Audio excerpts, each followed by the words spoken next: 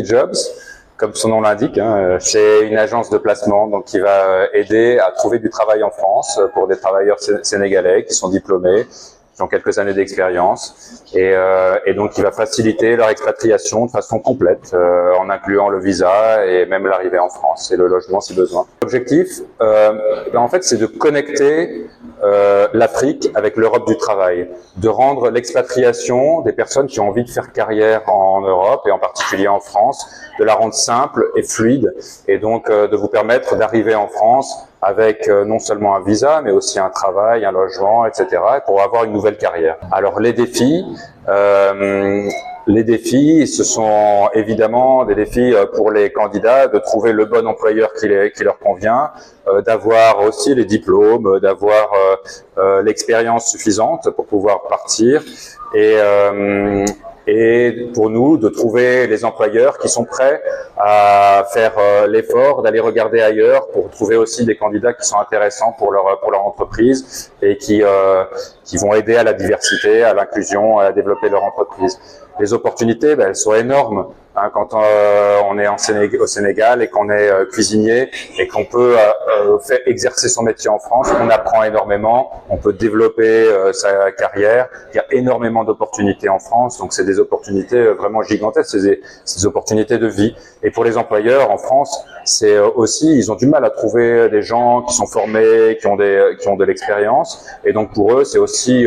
une vraie plus-value de pouvoir avoir des gens qui sont formés au Sénégal et qui ont déjà commencé à travailler ici et qui peuvent venir les aider et accompagner leurs équipes. Nous, on travaille surtout dans l'hôtellerie-restauration pour l'instant et aussi sur quelques métiers ciblés dans l'industrie. Et donc, l'objectif, c'est on a un certain nombre de clients déjà en France qui ont vraiment du mal à recruter localement, en particulier des gens avec des compétences. Et donc notre cible, c'est beaucoup les cuisiniers, donc employés polyvalents, cuisiniers, chefs, seconds, chefs de partie, mais aussi des gens qui travaillent en salle ou qui travaillent en réception, qui travaillent à l'étage. Et donc nos clients sont beaucoup en fait en France des hôtels et des grosses entreprises de restauration. On travaille avec des grands groupes on a notamment un grand groupe qui a 500 postes ouverts au moment où on parle, et donc vous imaginez que c'est compliqué pour eux, et donc faire venir quelques personnes, pour eux ça leur va bien, ça leur comble quelques postes qu'ils n'arrivent pas à combler. Voilà. Déjà de faire un peu mieux comprendre aux candidats quels sont les éléments nécessaires en fait pour aller en France. Qui peut y aller, donc avec un diplôme ou avec de l'expérience, et ce qu'ils peuvent attendre de l'expérience, voilà, et de faire passer le message aussi sur l'expatriation en France. Oui, c'est possible. Après, il faut aussi avoir des gens qui vous aident, parce que c'est compliqué quand même, et donc il y a vraiment besoin de gens qui vont vous accompagner, vous aider à trouver le poste, vous aider pour le visa. Faire tout seul, c'est un peu le parcours du combattant. On est pour tous les talents, et c'est vrai que donc après nous on a deux types de besoins au niveau des candidats en termes de sélection. On a un besoin par rapport aux entreprises françaises, et elles, si vous avez 15 ans d'expérience et que vous avez développé des talents, elles sont très très heureuses de vous embaucher. On a aussi un besoin vis-à-vis de l'administration française pour être sûr qu'on n'ait pas de problème au niveau du visa, et là pour elles, c'est vrai que le diplôme compte beaucoup. Donc si vous n'avez pas le diplôme, on va vous demander d'avoir encore plus d'expérience et de pouvoir vraiment montrer que vous avez une compétence. Voilà. Dinañ dem tukki fële ca dem bitim réew ci France pour mën a yeggali seen liggéey, mën a yeggali seen carrière foofu, mën a gën a sukkandikoo ci wàllu bi ñu nekk. Tey nag dañu gëstu ne mbirum immigration wala sax dem liggéey ji xaw na jafe, surtout ci mbirum document, ci mbirum accompagnement, maanaam ñoo nga xamante ne dinañ leen jàppale ci kayit, jàppale leen, taxawu leen te bi ñuy commencé fii ba bi ñuy yegg. Moom moo tax ñu créer entreprise bi pour won leen ne am na yoon yoo xamante ne gën na leer, gën na baax, yow bokkul ak gi ñu nekk di jël jamono ji. Te nag li ñuy xaar ci journée bi ñu def nii mooy que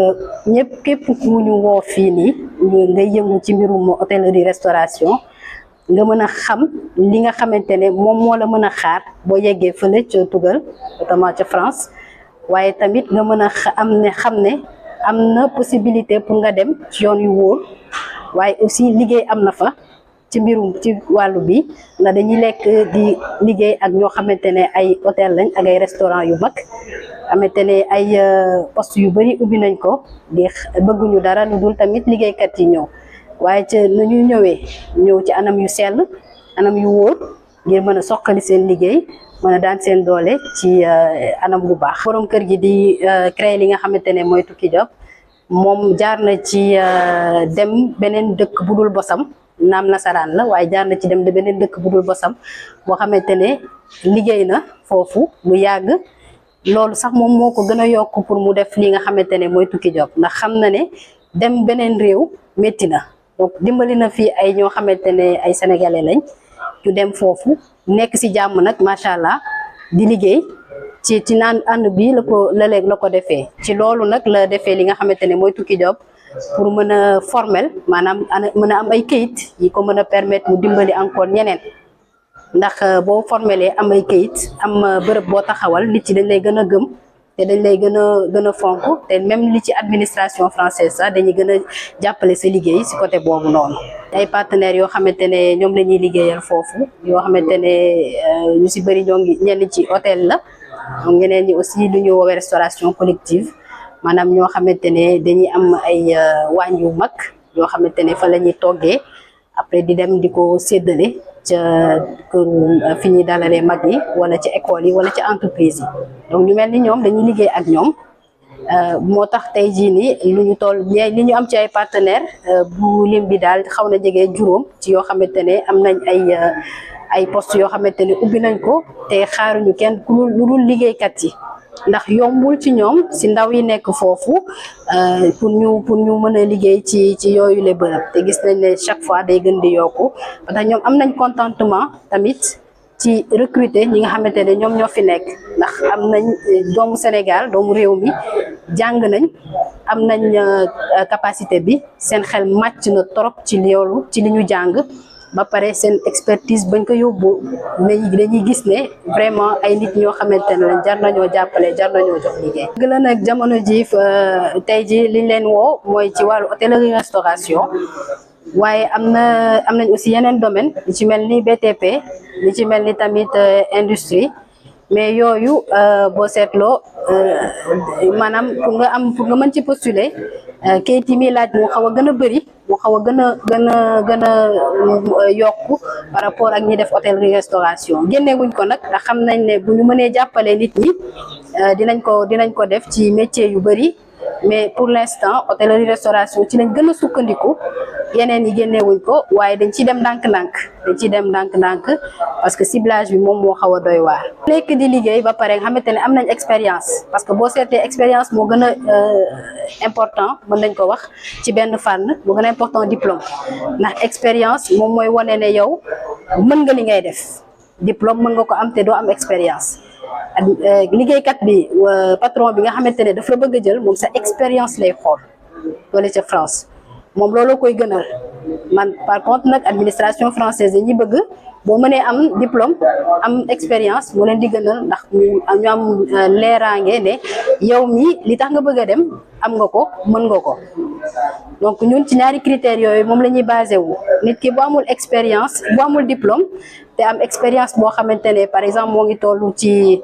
fukki at ak juróom wala sax lu ko gën a ndaw ñaar fukki at wala fukki at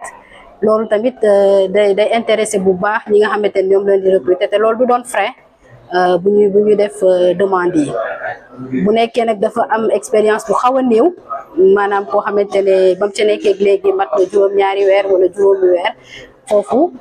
dina xaw a métti trop mu wone ne li muy def mën na ko dëggantaan donc tey am diplôme bu wone ne am na au moins base yi ndax diplôme base yi la lay jàngal au moins base yi boo xamante ne bu demee foofu dana mën a intégrer danañ ko mën a yokk ci par rapport ak expérience am ak xam-xamam.